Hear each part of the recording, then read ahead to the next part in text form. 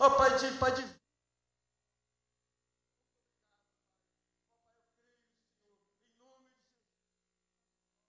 porque Tu nos garante a vitória, porque, Pai, Tu és fiel, Senhor, ó Pai, ó Deus, porque Tu és fiel, Senhor, a Tua fidelidade.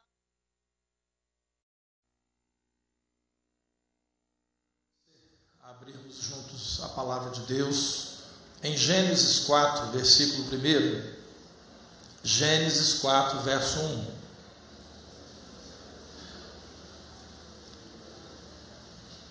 Um texto que os irmãos conhecem, mas que nesta manhã nós vamos tirar pérolas novas desse texto para abençoar a nossa vida. Gênesis capítulo 4, versículo 1. A palavra de Deus diz assim: coabitou o homem com Eva, sua mulher. Esta concebeu e deu à luz a Caim, e então disse: adquiri um varão com auxílio do Senhor. Depois deu à luz a Abel, seu irmão. Abel foi pastor de ovelhas e Caim lavrador. Aconteceu que no fim de uns tempos trouxe Caim do fruto da terra uma oferta ao Senhor. Abel, por sua vez, trouxe das primícias do seu rebanho e da gordura deste. Agradou-se o Senhor de Abel e da sua oferta, ao passo que de Caim e de sua oferta não se agradou. Irou-se, pois, sobremaneira Caim, e descaiu-lhe o semblante. Então lhe disse o Senhor: por que andas irado, e por que descaiu o teu semblante? Se procederes bem, não é certo que serás aceito? Se todavia procederes mal, eis que o pecado jaz à porta. O seu desejo será contra ti, mas cumpre a ti dominá-lo. Até aqui. Senhor nosso Deus, renova esta palavra nessa manhã, Senhor, em nossos corações, porque nós temos tesouros a serem garimpados quando nós ouvimos a Tua voz e pegamos esta palavra e a colocamos no nosso coração e passamos a fazer dela o nosso ideal de vida. Por isso, Pai, fala nesta manhã através desse texto, que talvez alguns aqui já o tenham lido algumas vezes, mas não importa, porque a Tua palavra se renova a cada manhã sobre as nossas vidas, e nós cremos nisso em nome de Jesus, e todo o povo de Deus diga amém. Aleluia. Você pode tomar o seu lugar. O domínio dos nossos desejos. Quem é que pode dominar os seus próprios desejos? Esse texto, queridos, ele é de uma riqueza incalculável. Quando eu estava meditando sobre ele e pedindo direção a Deus sobre essa palavra, me veio ao coração algumas palavras da parte de Deus que me fugiram completamente a tudo que eu já havia observado nesse texto. Muitas vezes usamos esse texto para falar de oferta a Deus, para falar sobre o que Deus, gosta em termos de oferta, o que nós podemos fazer para servir a Deus com aquilo que a gente apresenta diante de Deus. Transferimos para isso até mesmo os nossos dons, porque é uma oferta a Deus aquilo que nós apresentamos como dons dentro e fora da casa do Senhor. Mas dessa vez o Espírito de Deus me induziu, me encaminhou para que nós falássemos sobre essa palavrinha chamada desejo. Desejo. Quem não tem desejo? Só quem já morreu, porque quem está vivo tem desejo. Davi disse: a minha alma suspira, pela casa do Senhor. A minha alma tem anseio pela presença de Deus, ou seja, desejo, anelo, são palavras usadas para expressar esse sentimento, dentro do nosso coração.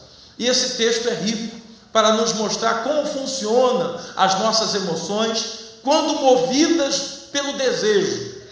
Desejo pode ser uma coisa boa, desejo pode às vezes ser uma coisa ruim. O desejo pode estar ligado às coisas de Deus na nossa vida, mas também pode estar ligado às inclinações da nossa carne. E nesse texto aqui, peculiarmente, particularmente, Deus estava falando com Caim a respeito do desejo da sua carne, né? Por isso ele disse: o seu desejo será contra ti, mas cumpre a ti dominá-lo, diz a segunda metade do versículo 7, né? Que foi registrado aí pela Sociedade Bíblica. Que desejo é esse? Como ele opera na nossa vida? E como a gente pode, enfim, dominar esse desejo? Por isso nós precisamos atentar que nesse exato momento, neste momento agora, nós podemos agasalhar no nosso coração alguns desejos que, se não dominados, eles poderão ser contra nós. Às vezes você começa a querer alguma coisa, anelar alguma coisa, desejar alguma coisa, sonhar com alguma coisa, e você nem sabe se isso aí vai ser bom ou ruim lá na frente. Só que existem alguns desejos, queridos, que particularmente pela palavra de Deus, né, nós sabemos que não são bons, mas às vezes nós dizemos: como eu vou dominá-los, né? Davi chegou a dizer que as palavras dos meus lábios e o meditar do meu coração sejam agradáveis na tua presença. O que ele queria dizer com isso? Aquilo que eu quero, aquilo que eu falo, aquilo que eu desejo, eu peço a ti, Senhor, que isso seja agradável a ti. Que eu não venha a falar, que eu não venha a meditar, que eu não venha a agir, que eu não venha a fazer nada que não seja agradável a ti. Nós devemos também nos lembrar a todo instante que Satanás, ele é mestre nos desejos. O inimigo das nossas almas, ele sabe muito bem usar os nossos desejos para cumprir a sua própria missão. A missão do diabo a gente já sabe, a Bíblia diz claramente, Jesus disse: ele vem para matar, roubar e destruir. E como que o inimigo faz isso às vezes? Usando os nossos próprios desejos. Esse desejo que Deus falou com Caim aqui, esse desejo que será contra a nossa vida, ou seja, desejo que o diabo vai usar para transformar isso numa arma contra a nossa própria vida. Por isso, na verdade, o que Deus fez com Caim, quando ele informou sobre essa periculosidade do seu desejo, o que Deus fez foi preveni-lo de que algo terrível estava para acontecer, queridos, e aconteceu. Por quê? Porque ele não se deu por avisado. Esse que é o problema. Essas palavras aqui precedem a um texto que vem depois, cuja Sociedade Bíblica colocou como título o primeiro homicídio. Porque daquele dia em diante começou a haver no coração de Caim um desejo ruim contra o seu irmão. Eu tenho certeza que quando esse desejo começou, não era desejo de matar, não. Ele começou a querer mal o seu irmão. Ele começou a desejar coisa ruim para o seu irmão, até que culminou no assassinato que ele produziu na vida do seu irmão. Queridos, cuidado, nós devemos tomar cuidado, e muito cuidado, porque o nosso desejo, muitas vezes, unido à nossa carne, ele é contra nós, e pode acontecer coisa terrível lá na frente. O primeiro passo para controlar os nossos desejos, queridos, é um passo que muitas vezes a gente não quer dar. É admitir que nós não somos capazes de dominar os nossos desejos sem a intervenção direta de Deus na nossa vida. Nós não somos capazes de dominar sozinhos a nós mesmos. Tipo assim, não, eu sei o que eu faço. Já viu aquela pessoa, né, que você diz para ele assim: olha, você está ficando preso por esse vício, seja ele do que for, bebida, cigarro, jogo, prostituição. Aí você fala com a pessoa, drogas, né? Não, eu não estou preso não, a hora que eu quiser. Rapaz, eu nunca vou me deixar prender por nada, nem ninguém. Já está preso e não sabe. Porque o desejo, queridos, não conseguimos vencê-lo se não for com a intervenção direta na nossa vida da parte do nosso Deus.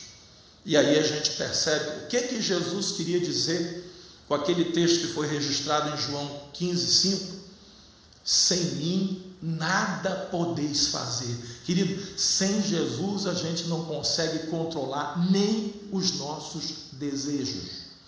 Sem Jesus nós acabamos fazendo coisa contra nós mesmos. Sem Jesus nós acabamos destruindo a nossa própria vida. E quando começamos a ter desejos que não são os desejos de Deus, só o Senhor para nos ajudar a vencer esses desejos. Porque por isso Jesus se deu por sacrifício em nosso lugar. Se fosse possível que nós vencêssemos os nossos desejos e o pecado que tenazmente nos assedia, o pecado jaz à porta, disse Deus. Cumpre, porém, a você dominar esse desejo, que é de pecado, que é de fazer coisa que é abominável diante de Deus. E se Jesus não tivesse dado a vida dele por nós, nós não poderíamos fazer isso. Na verdade, queridos, naquele tempo de Caim, não existia nem a lei. A lei ainda viria para que o homem fosse conscientizado de que ele não é capaz de seguir leis e normas sem que a graça de Deus esteja sobre ele. Porque assim como Caim, nós não somos capazes de vencer essa batalha sozinho. Caim não conseguiu, ele até tentou. Caim deve ter pensado: o que é que Deus quis dizer comigo a esse respeito? Não é? O que o Senhor veio falar comigo? Olha, o teu desejo será contra ti. Certamente ele pensou: esse Deus tremendo, esse Deus poderoso, esse Deus onisciente já sabe que eu estou pensando mal a respeito do meu irmão. Ele já sabe, porque as palavras de Deus foram direto na ferida. Se você proceder bem, não é certo que você será aceito. Se você proceder mal, aí você não vai ser aceito. E você vai ter um desejo mau no seu coração, e esse desejo vai se transformar na sua ruína. Porque ainda hoje, queridos, o pecado, ele sempre e ainda hoje jaz à nossa porta. E isso acontece todos os dias. Quando você levanta pela manhã, que você abre os seus olhos, você começa uma batalha. A palavra de Deus fala da luta contra a nossa carne, da luta contra o pecado, da luta contra a vontade da nossa própria carne. Paulo chegou a dizer que o querer o bem estava nele, mas ele não conseguia efetuar esse bem que ele queria. Ele disse: o mal que eu não quero faço, o bem que eu quero não consigo fazer. Olha a luta aí, olha o desejo aí, olha o problema formado aí, queridos. Mas eu vejo alguns crentes hoje que acham que vão ser super-heróis e vão conseguir. Não, eu controlo os meus desejos. Você não controla.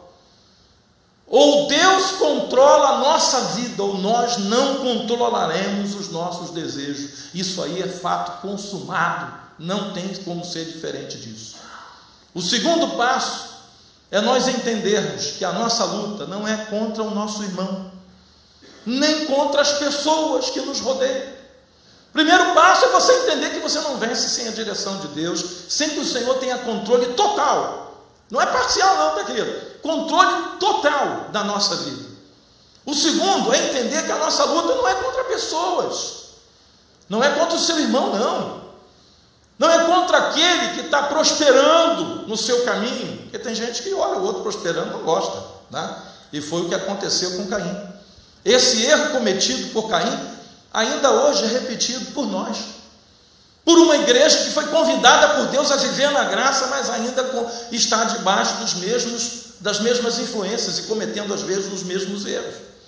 Caim pensou que o seu irmão era o culpado de Deus não ter se agradado da sua oferta, porque ele pensou assim: bom, o meu irmão apresentou lá uma oferta melhor do que a minha, e justamente porque a dele era melhor do que a minha, então Deus não aceitou a minha e aceitou a dele. Eu fico pensando a mente, de Caim, lá pensando com seus botões. Por que Deus não aceitou a minha oferta?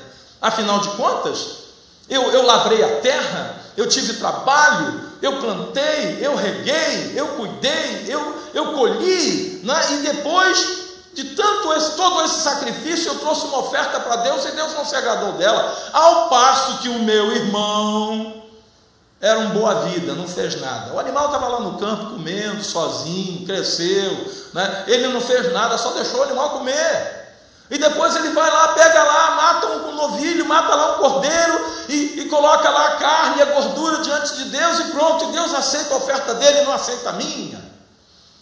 Querido, o tempo que nos separa dessa narrativa é um tempo longo, aproximadamente 6.000 anos. Mas eu tenho uma notícia para dar para você: o ser humano continua sendo o mesmo. Sempre que nós não conseguimos um objetivo, a gente tenta colocar a culpa em outra pessoa. É por causa de fulano, é por causa de Beltrano. Aí qual foi a ideia de Caim? Ele pensou assim: se a minha oferta não foi aceita e a do meu irmão foi aceita, é fácil, eu vou eliminar a concorrência. Eu mato meu irmão, só vai ter a minha oferta e Deus vai ter que aceitar, queira que não queira, só tem a minha.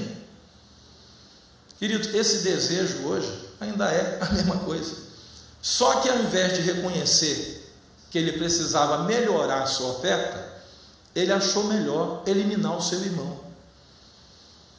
Querido, quantas coisas que a gente faz e que a gente pode melhorar, mas a gente não quer melhorar. Inclusive a nossa vida com Deus, o nosso relacionamento com Deus. E aí a gente vê alguém que está no relacionamento mais íntimo com Deus, conseguindo determinadas coisas, e nós começamos a achar que o nosso problema é aquela pessoa. Jacó nasceu pensando que o seu irmão Esaú era o seu problema. Ele é o meu problema, porque ele nasceu alguns minutos antes de mim. Por causa dele eu não tenho nada, ele tem tudo. E ele passou, queridos, boa parte da sua vida, a sua juventude toda, tentando suplantar o seu irmão, tentando vencer o seu irmão, tentando enganar o seu irmão, tentando ludibriar o seu irmão, e ele fez. Só que isso trouxe para ele, depois que ele fez, um longo sofrimento. Jacó passou por uma estrada que ele não precisava ter passado, mas no desejo de ser melhor do que o seu irmão, ele começou a fazer coisas que ele não media o que estava fazendo, chegando ao ponto de enganar o próprio pai depois de cego e velho. Ele não percebeu o que ele estava fazendo. E tudo isso para quê? Para ser abençoado. Você imagina um troço doido? O camarada quer ser abençoado por Deus, aí ele faz uma falcatrua. Ele quer ser honrado por Deus, aí ele faz tudo da maneira errada. E na cabecinha dura de Jacó, ele achou que se ele conseguisse aquela bênção, mesmo que fosse na base da farsa, mesmo na base da mentira, mesmo na base do cambalacho, ele seria abençoado. E ele descobriu que não. Ele descobriu que depois que ele roubou, a palavra certa é essa, a bênção do seu pai, ele continuava o mesmo Jacó, sem paz, sem alegria, sem coisa nenhuma. E a única coisa que ele poderia dizer que agora ele era dono, pela bênção da primogenitura, que era poder herdar a dupla herança do seu pai, ele não pôde fazer, porque ele teve que fugir porque o irmão queria matá-lo. Ou seja, de que adiantou ele, aquele desejo de ter a bênção da primogenitura? Nada, querido, porque foi um desejo mal conduzido, um desejo não colocado na presença de Deus, um desejo carnal. E isso, queridos, ainda acontece em nossos dias. Quantos crentes hoje estão nutrindo em seus corações desejos carnais? Mas espera aí, o desejo de Jacó era bom, ele queria ser abençoado, ele queria herdar a bênção de seu pai. Querido, o desejo podia ser bom, mas a atitude dele foi horrorosa. E quantos cristãos hoje com desejos bons no coração estão tomando atitudes malignas para conseguir alcançar esse desejo? Por isso Davi disse: agrada-te do Senhor e Ele satisfará os desejos do teu coração. Você quer ter um desejo bom, quer ter um desejo cumprido na sua vida? Agrada-te do Senhor. Se agrada dele, se agrada da palavra de Deus, faz o que Deus quer que você faça. E aí você vai ver esse desejo sendo cumprido na sua vida. A solução dos nossos problemas, querido, não está em atacar e lutar contra as pessoas, mas em fazer aquilo que Deus deseja de nós. Você quer ter um desejo bom? Quer ter esse desejo cumprido na sua vida da melhor maneira possível? Faça aquilo que Deus faria se estivesse no seu lugar. Ontem a juventude passou um filme aí, Em Seus Passos, o que faria Jesus, né? É um filme que virou, é um livro que virou filme, né? Existe o livro e agora fizeram o filme. Se a gente parasse para perguntar a Deus a respeito dos nossos desejos, antes de sair transformando-os em palavras e atitudes, nós evitaríamos muita coisa ruim que tem nos acontecido. O problema é que a gente acha que pode controlar os nossos próprios desejos. E na luta contra os nossos desejos, nós devemos evitar, querido, alguns erros que foram cometidos por Caim. Como, por exemplo, que a ira não entre no nosso coração. No versículo 5 do texto que a gente leu, diz assim: ao passo que Caim e de sua oferta não se agradou. E aí o texto diz assim: irou-se, pois, sobremaneira. A partir do momento que ele levou a oferta e Deus não se agradou da oferta dele, ele fez biquinho e depois ficou com raiva. Estou com raiva.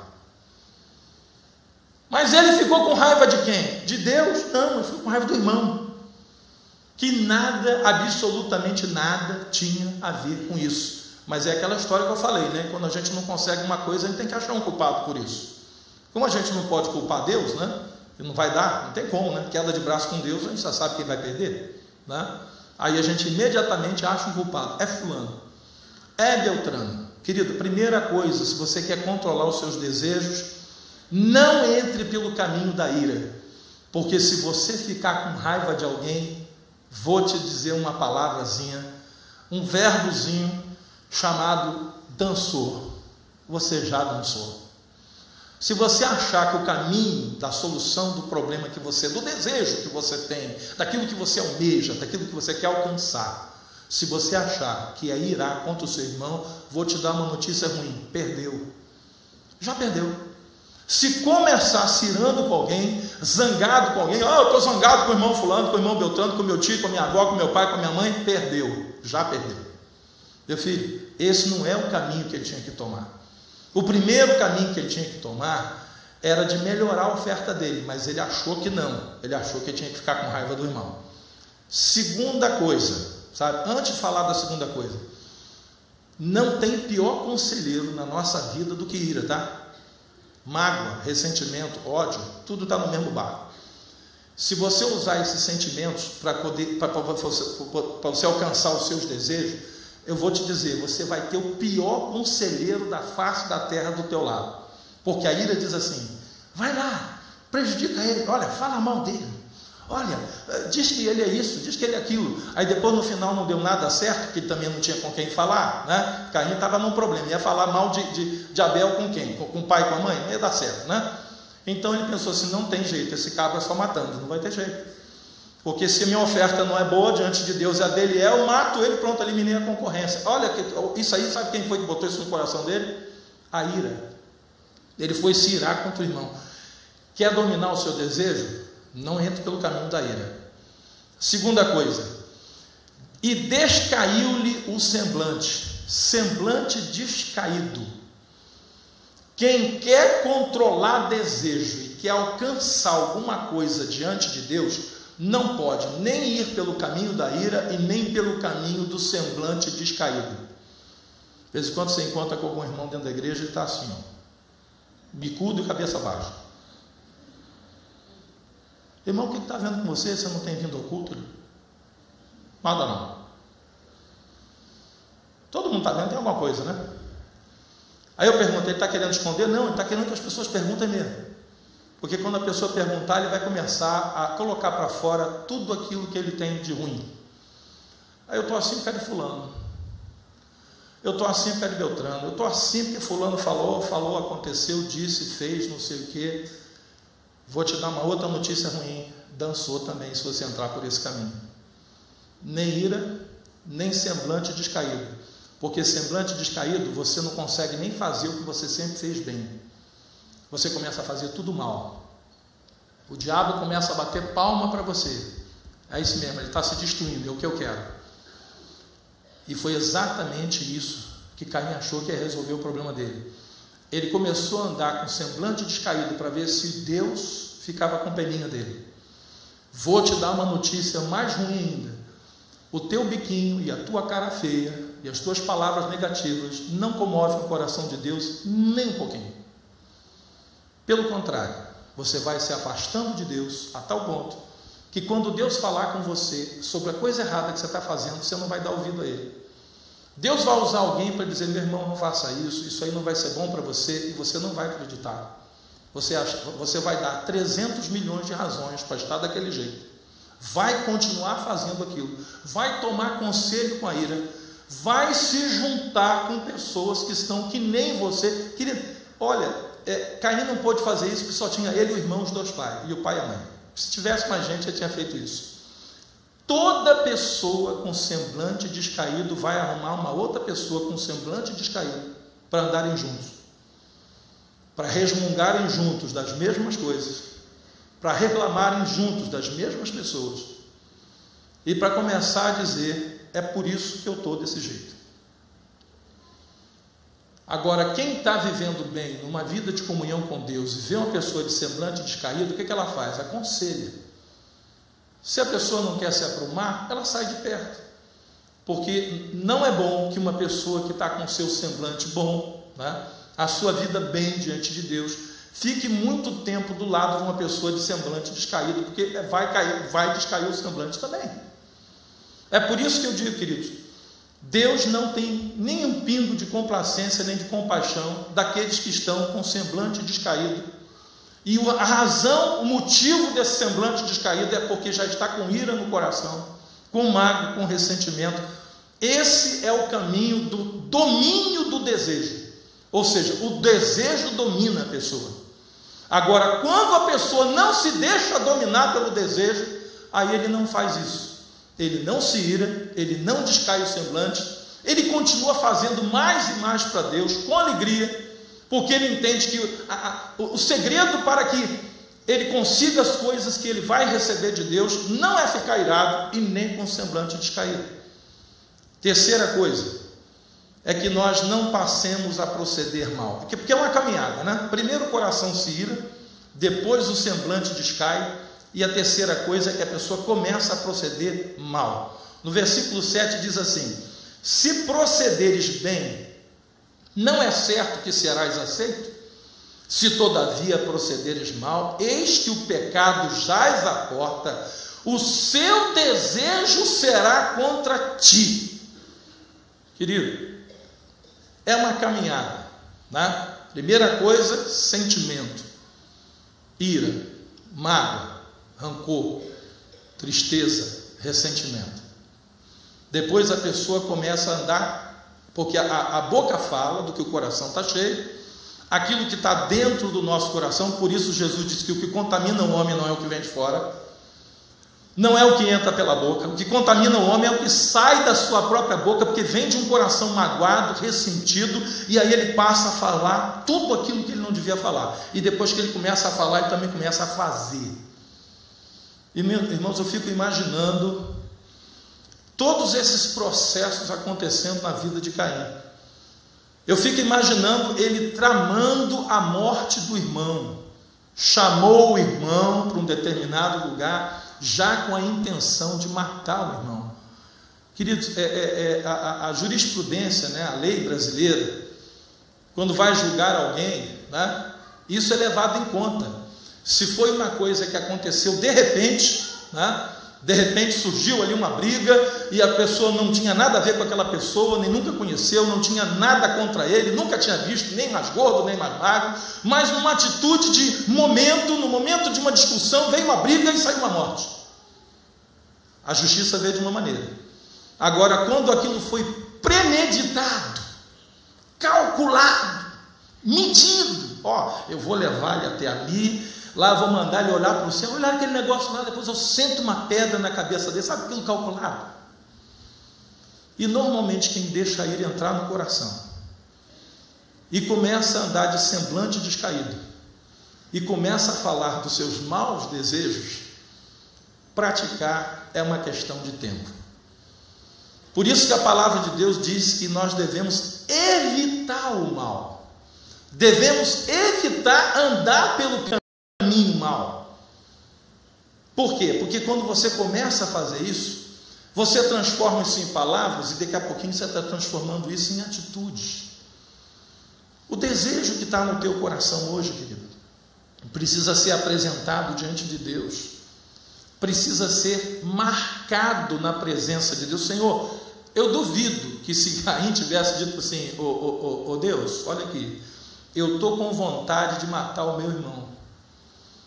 Eu duvido que Deus não teria chamado ele para uma conversa e com aquele amor de pai, não teria tirado isso. Mas acontece que ele não falou isso com Deus. Sabe por quê, querido? Porque às vezes quando a gente está com desejo ruim no coração, a gente fala com todo mundo, menos com quem pode resolver. A gente fala com todo mundo, mas a gente não fala com Deus. A gente não coloca isso diante de Deus. E aí o que acontece? As palavras vão se transformando em atitudes, até que o mal pior acontece. Sempre, querido, nós devemos nos lembrar que os nossos desejos não dominados, eles precedem as tragédias. Toda tragédia, ela é precedida de desejos não dominados. Como, por exemplo, morte física, no caso aqui de Abel, tá? Abel foi morto por um desejo do coração do seu irmão, que não foi dominado e culminou na sua morte. Morte emocional, que levam as pessoas à depressão, à perda da afeição por pessoas a quem deveriam amar, etc. Você sabe que às vezes você mata alguém emocionalmente dentro do seu coração, né? Uma pessoa que às vezes é muito chegada a você, uma pessoa que você deveria amar, mas você, por algum motivo, aconteceu alguma coisa, você ficou triste, da tristeza você passou uma mágoa, um ressentimento, às vezes até um ódio, e depois você tomou a seguinte decisão: quer saber? Fulano para mim morreu. Isso é uma forma de você matar essa pessoa emocionalmente dentro de você. Ou seja, para mim não importa mais o que pensa, o que fala, o que faz, não importa para mim nem se está vivo ou morto, porque ele para mim morreu. Quantos crentes hoje, servos do Senhor, de mãos levantadas na presença de Deus, emocionalmente, já mataram algumas pessoas dentro de si? E às vezes é um pai, uma mãe, um irmão, um filho, uma filha, um cônjuge, há esposas vivendo assim, há maridos vivendo assim, que mataram o seu cônjuge dentro de si, tipo assim, nós estamos vivendo juntos, mas é como se não estivesse, fulano para mim morreu. Você sabe de onde vem isso, querido? Vem de um desejo. Com certeza essa pessoa quis alguma coisa, não conseguiu essa coisa, então decidiu matar a pessoa emocionalmente dentro de si. E aí, queridos, a vida espiritual é imediatamente atingida, porque também depois de consumado o pecado pelo desejo, a palavra de Deus diz que o salário do pecado é a morte. Então, se fisicamente ou emocionalmente você matou alguém, vem a morte espiritual, que leva as pessoas a se afastarem de Deus, que leva as pessoas a saírem do corpo de Cristo, que é a igreja local. Quantos crentes hoje desviados em casa ou tentando fugir para uma outra igreja, aquela fuga de Jacó, sabe, que fugiu de casa e foi para a casa do tio, mas quando ele voltou anos mais tarde, ele estava ainda vivendo os mesmos problemas, porque ele não conseguiu resolver, e porque ele manifestou diante de Deus que ele queria uma mudança de vida, Deus permitiu que ele voltasse para a casa do seu pai e consertasse aquela situação, porque enquanto ele não consertasse, ele não teria como ser abençoado por Deus. Há mortos espirituais hoje dentro da igreja, pessoas que começaram nutrindo um desejo mau, um desejo errado no seu coração, não tiveram como controlar, porque não colocaram isso nas mãos de Deus, tomaram nas suas próprias mãos e disse: deixa que eu me viro, eu sei o que fazer com isso. E nesses casos, querido, quase sempre essa morte ela vem acompanhada de uma série de outros problemas. Se a pessoa está em Cristo, deixa de ouvir a voz de Deus, começa a agasalhar desejos que não são de Deus no seu coração, e ela não se dá por avisada, assim como Deus falou com Caim, fala conosco hoje, querido, e está falando aqui nessa manhã, com certeza. Mas a pessoa às vezes não se dá por avisada, ele pensa assim: não, isso não acontece comigo, é com meu vizinho, comigo não. É com fulano, é com meu, não, o culpado eu estar assim é fulano, ele que devia estar ouvindo essa mensagem. Com certeza Caim diria: o culpado de tudo isso é meu irmão, ele não devia ter feito o que fez, porque a oferta dele impediu a minha. Não foi nada disso, querido. A oferta dele era uma coisa, a oferta do irmão era outra, só que ele não pensou dessa maneira. Sempre, queridos, quando a morte espiritual ela vem acompanhada de um espírito de rebelião contra Deus. E você quer ver como é que isso acontece? Aí no texto que a gente leu, se você for no versículo 9, depois que Deus avisou Caim que ele estava com desejo ruim no seu coração, disse assim, vamos ler o 8, disse Caim a Abel, seu irmão: vamos ao campo. Olha só, já estava tudo armado. Estando eles no campo, sucedeu-se que levantou Caim contra Abel, seu irmão, e o matou. Logo depois disso, disse o Senhor a Caim: onde está Abel, teu irmão? E ele respondeu: não sei. Acaso eu sou tutor de meu irmão? Olha que resposta maldada, querido. Ele estava falando com Deus, ele não estava falando com o coleguinha dele jogar bola de gude, não. Ele estava falando com Deus. Mas por que ele dá uma palavra dessa atravessada para Deus assim? Afinal de contas, eu sou tutor de meu irmão, vai procurar, vai, tu sabes onde ele está, tu não és onisciente? Em outras palavras, Deus se vira, vai ver onde ele está, eu não tenho nada a ver com ele não. Por que ele fez isso? Porque o espírito de rebelião já estava dentro dele. Agora ele já estava contaminado, era contra Deus. Primeiro ele começou achando que o irmão era o culpado, depois ele matou o irmão. Quando não tinha mais ninguém para matar, agora ele estava contra Deus. Querido, essa é a trajetória que muitas pessoas, crentes, servos do Senhor, estão tomando hoje, dentro da igreja. E quando a pessoa chega nesse ponto, ele já não respeita mais a autoridade, não adianta falar, não adianta dizer não. Ele começa a não considerar nem mais a autoridade sobre ele. E esse é o ponto final. Por quê? Porque um espírito demoníaco já está agindo no coração daquele que devia ser o Espírito de Deus. Crentes hoje, queridos, estão dominados por espíritos demoníacos, porque desejos que não foram controlados foram levando ele a pensar mal, depois ele começou a falar mal, depois ele começou a agir mal, depois ele se matou.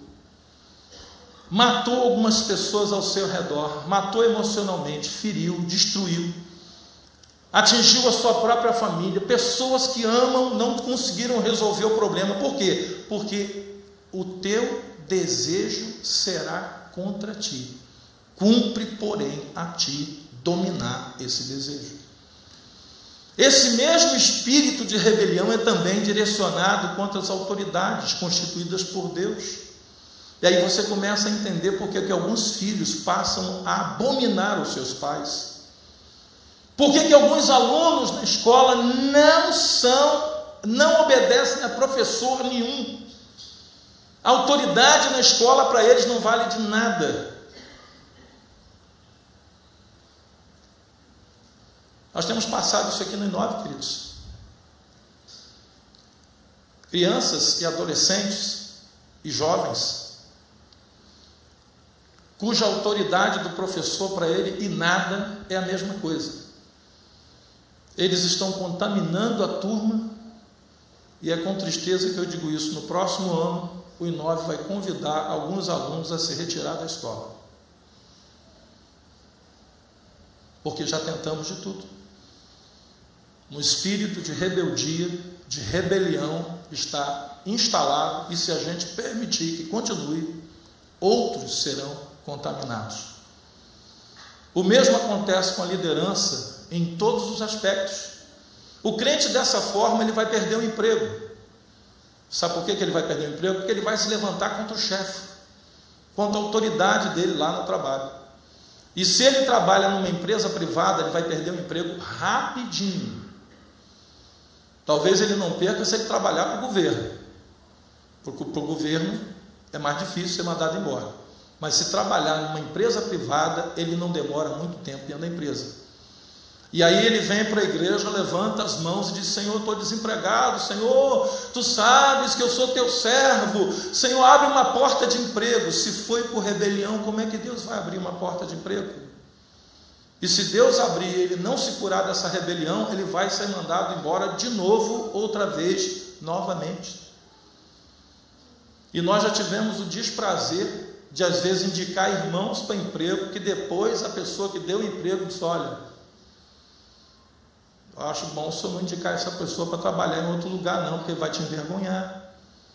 Por quê? Porque ou ele não gosta de trabalho, que é o caso que já aconteceu algumas vezes, ou é uma pessoa que não é submissa à autoridade dentro do ambiente de trabalho. Nós estamos falando aqui, querido, sobre os desejos. Querido, ou o nosso desejo nos abençoa, ou o nosso desejo é contra nós. Ou o nosso desejo alegra o coração de Deus, ou ele desagrada o coração de Deus. E eu vou dizer uma coisa para os irmãos: até desejos bons poderão ser contra nós, se não forem devidamente submetidos à vontade de Deus. Sabia disso? Existem pessoas que têm um desejo tremendo de servir a Deus. Eu quero servir a Deus, eu quero que Deus me use para abençoar vidas. Mas nós precisamos obedecer a Deus quando nós fazemos isso. Nós precisamos ouvir a palavra de Deus, querido. Tem gente que está querendo servir a Deus do seu jeito, do seu modo. A palavra de Deus tem orientação para isso. A pessoa não quer orientação, ele quer fazer o que ele quer, do jeito que ele quer, a hora que ele quer. Esse desejo, embora sendo bom, de querer abençoar, de querer servir, vai se transformar em coisa ruim. Vou dar um outro exemplo aqui. Ter o desejo de casar e constituir uma família não é um desejo bom? É um desejo bom. Deus nos preparou para isso. Não é bom que o homem viva só, não é bom que ele caminhe sozinho. Deus percebeu isso e fez uma auxiliadora idônea para Adão.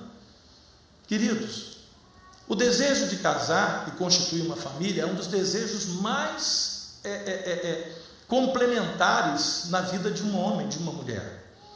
Só que existem algumas pessoas que têm esse desejo, mas precisam entender que existe a pessoa certa, a hora certa, o tempo de Deus.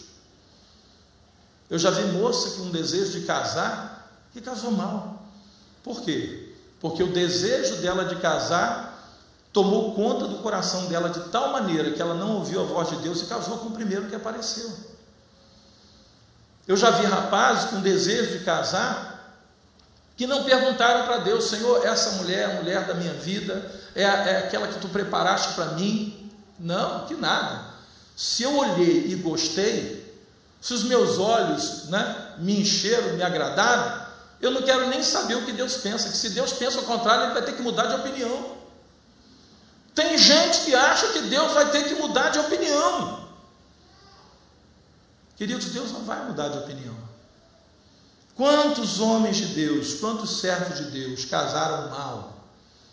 Querido, eu conheço pastores que casaram mal, e hoje o ministério deles está atravancado, e alguns se separaram depois de casar, e aí também trouxe destruição para o seu ministério, porque simplesmente de um desejo bom nasceu uma coisa ruim, porque não ouviu a voz de Deus, não se quebrantou diante do Senhor. O desejo de ser liderança, de liderar na obra de Deus. É um desejo ruim? Não, é um desejo maravilhoso de bom, muito bom. Aliás, Deus chegou a falar a Timóteo, através de Paulo, quem almeja o episcopado, o que diz a palavra? Excelente obra almeja. Ou seja, é bom. Mas alguns nesse desejo começaram a nutrir no coração sentimentos que não são da vontade de Deus. O desejo é bom, mas o sentimento é ruim. O desejo é bom, mas a pessoa começa a fazer coisa que Deus não quer que faça. Eu sempre digo isso. O melhor líder é aquele que é a pessoa certa, no lugar certo, pelos motivos certos e de acordo com a vontade de Deus. Eu já vi pessoas com um dom de liderança, assim, de fazer coisas e coordenar pessoas, excelente, alto nível, mas acabaram se perdendo. Por quê? Porque não souberam esperar. Porque tomaram mão de uma área que não era a área que eles deveriam estar.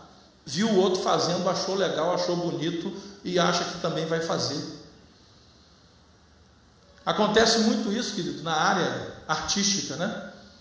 O camarada vê o outro cantando e fala assim, eu vou cantar, mas às vezes ele não tem o dom de cantar. Mas aí o que faz? Né? Ele tem um certo poder financeiro, né? Então ele forma uma banda e sai por aí cantando, pagando para todo mundo, né? Mas ele vai gastar dinheiro, vai gastar dinheiro, vai gastar dinheiro, não vai conseguir chegar lá. Por quê? Porque ele não tem o dom. Ele perguntou para Deus, Senhor, esta é a área? Não, ele disse, eu quero. Se Deus não quiser, o problema é dele, porque eu quero. É lógico que ele não diz isso, mas nas atitudes ele faz isso. Se ele parasse para perguntar, Deus, essa é a área? Deus diria, não, meu servo. Você como cantor dá um bom diácono. Pronto. Esse é o teu cargo de liderança. Assim como eu tenho visto também pessoas que foram chamadas para uma liderança e ele não quer, ele quer mais do que aquilo. Eu costumo dizer, né, às vezes até dando curso, como estou dando lá no Rio agora, você, cuidado, querido, que se você é diácono, eu conheço alguns pastores que como pastores dariam bons diáconos. Ele era melhor ficar onde ficou. Porque ele começou a agasalhar um desejo no seu coração e isso não era o que Deus queria para ele. Eu conheço pastores que morreram, definharam na fé. Como diáconos eram uma bênção, eram homens tremendamente usados por Deus, mas começaram a querer ser pastor. E aí o que aconteceu? Ele conseguiu. Tanto que ele lutou, ele conseguiu, lógico, ele conseguiu pela força dele, mas não foi pela força do Senhor e nem pelo chamado do Senhor. Aí o que aconteceu?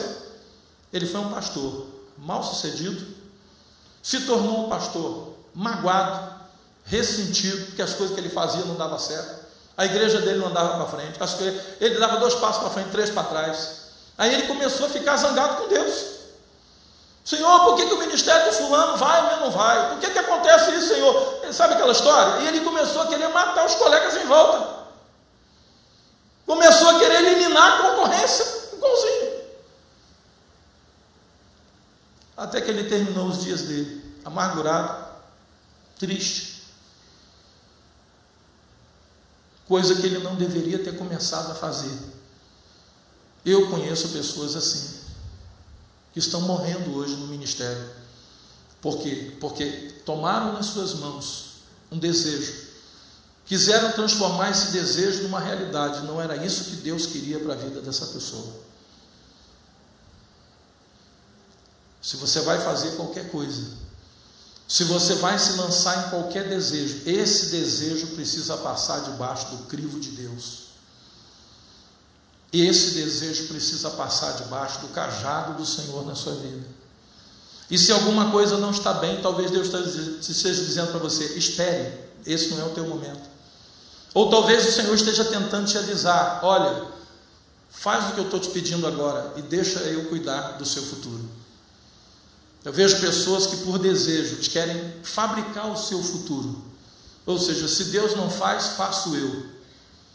e começam a ser tomados de uma ansiedade, e essa ansiedade começa a arrumar problema com todo mundo ao redor. Arruma problema com a família, arruma problema com os amigos, arruma problema no ambiente de trabalho e arruma problema dentro da casa do Senhor. Você já viu pessoas assim, que onde ele chega é problema? Aonde ele chega, ele arruma uma farpa com alguém, aonde ele vai, porque ele não está bem, querido. Os desejos do coração dele estão desafinados e descompassados do desejo de Deus. O teu desejo será contra ti, cumpre, porém, a ti dominá-lo. E como dominar? Como dominar, se nós não somos capazes de dominar os nossos próprios desejos? Entrega o teu caminho ao Senhor, confia nele e o mais ele fará. Não se deite o sol sobre a tua ira, porque foi o que aconteceu na vida de Caim. Todos os dias ele começou a dormir com aquela ira do irmão, e o irmão, coitado, nem sabia. O irmão nem tomara conhecimento do que estava acontecendo no coração dele. Até que um dia, a desgraça, a tragédia anunciada por Deus aconteceu. O desejo dele foi contra ele mesmo. E olha o que aconteceu depois disso. Eis agora, diz o versículo 11 do capítulo 4 de Gênesis. Gênesis 4, 11. Eis agora, pois, maldito por sobre a terra, cuja boca se abriu para receber de tuas mãos o sangue de teu irmão. Quando lavrares o solo, não te dará ele sua força, serás fugitivo e errante pela terra. Então disse Caim ao Senhor: é tamanho o meu castigo, já não posso suportá-lo. Ou seja, não tinha nem começado, e ele já não estava mais suportando. Eis que hoje me lanças da face da terra, e da tua presença hei de esconder-me, serei fugitivo e errante pela terra. Quem comigo se encontrar, me matará. E o Senhor, porém, me disse: assim, qualquer que matar a Caim, será vingado 7 vezes. E pôs o Senhor um sinal em Caim, para que não o ferisse de morte quem quer que o encontrasse. Retirou-se Caim da presença do Senhor, habitou na terra de Nod, ao oriente do Éden. Olha que problema aqui, afastado de Deus, sentindo desejo de morrer, e quem encontrasse com ele não iria matá-lo, porque Deus colocou um sinal nele, nós não sabemos qual, mas era um sinal. E ele começou a dizer: eu já não posso suportar isso. Agora, sabe por que ele veio parar nisso? Desejo que nasceu no coração dele, um sentimento errado. Era tão fácil, querido. Ele ia para a presença de Deus e perguntava: Senhor, o que eu tenho que fazer para que a minha oferta seja aceita por ti? Fala que eu farei. Talvez Deus dissesse para ele: querido, olha só, você me trouxe uma oferta qualquer, você foi lá, catou uns matinhos lá, um negócio que você plantou e me trouxe. Eu percebi isso no seu coração, que você não estava dando o seu melhor, você estava fazendo aquilo para tentar fazer uma média comigo, por isso que eu não me agradei da sua oferta. Na próxima safra da sua lavoura, você tira o que tem de melhor, você apresenta para mim o teu melhor, de todo o teu coração, e eu vou aceitar a sua oferta. Se ele tivesse feito isso, ele não tinha passado por nada disso. Mas como disse, ele preferiu o caminho da ira, o caminho do semblante descaído, que se transformou num desejo de matar, e ele acabou matando o seu irmão. Irmãos, isso acontece hoje do mesmo jeito. Não é tão mais fácil você procurar conversar com Deus, você talvez procurar a pessoa que pode resolver o seu problema, se quebrantar, se humilhar, se necessário for, deixar Deus operar, e aí tudo vai ficar resolvido. Mas não, a pessoa, por orgulho, ela não faz. Caim foi orgulhoso. Caim não se quebrantou. Ele disse: quer saber, não aceitou minha oferta? O problema é dele e desse tal de meu irmão aí, Abel. Quer saber? Estou nem aí para os dois. E como ele não podia matar Deus, ele matou o seu irmão. Querido, isso está acontecendo hoje no meio do povo de Deus. Crentes que estão morrendo e matando.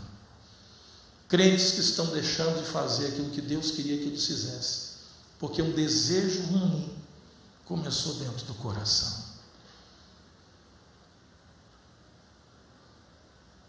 De vez em quando eu fico sabendo de pessoas que não gostam de mim, e eu nunca fiz nada para isso.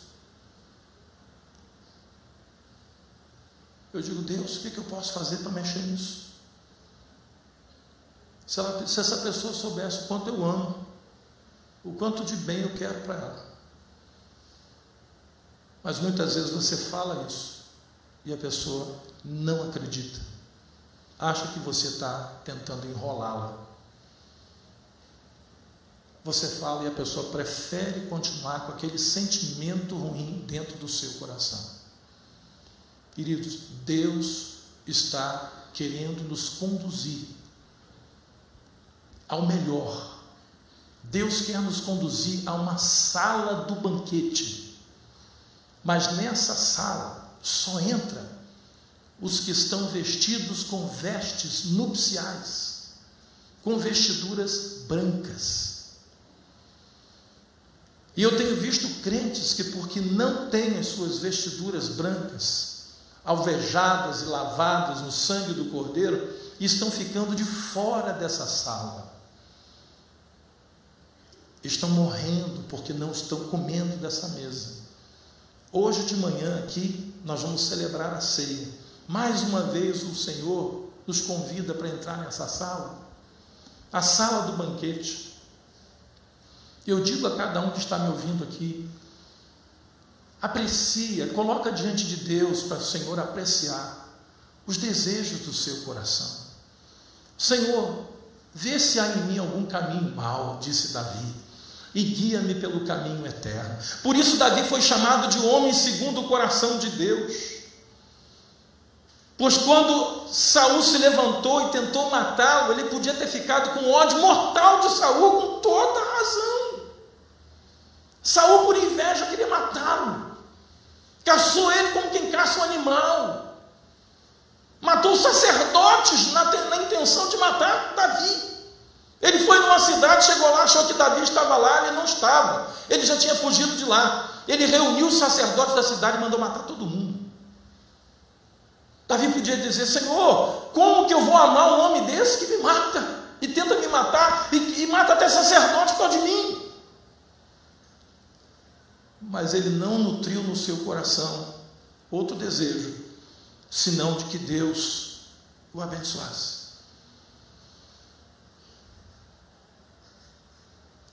Queridos, quando isso aconteceu, eu quero que você lembre de uma coisa.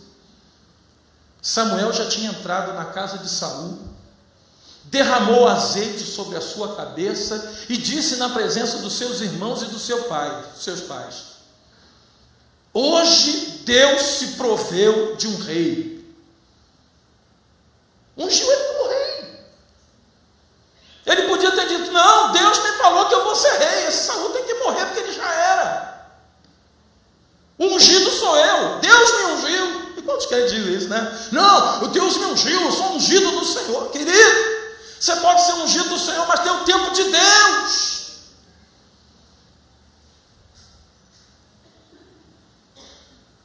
Por isso Davi foi chamado de homem segundo o coração de Deus, porque ele não se deixou possuir daquele desejo. Já pensou? Um pastorzinho de ovelha, um cuidador de ovelhas do seu pai, rei.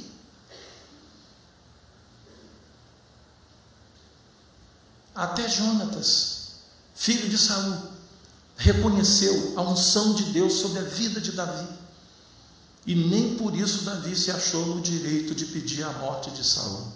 E quando ele pôde fazer isso, e ele não precisava fazer com as próprias mãos, Os homens dele que estavam com ele naquela caverna, quando Saul entrou para aliviar o seu ventre, naquele ambiente escuro, os homens de Davi disseram: olha, se você quiser, a gente acaba com isso agora, aqui. Você não precisa nem sujar sua mão de sangue. Davi disse: ninguém toca nesse homem. Se tocar nesse homem, vai arrumar um problema comigo, porque ele é ungido do Senhor. Queridos, isso é uma visão à frente do tempo dele. Você tem que lembrar que Davi estava no tempo da lei. A lei era: matou, morre. Tentou matar, morre também. No entanto, Davi não usou da lei, ele usou da graça, no tempo que a graça ainda não tinha sido inaugurada.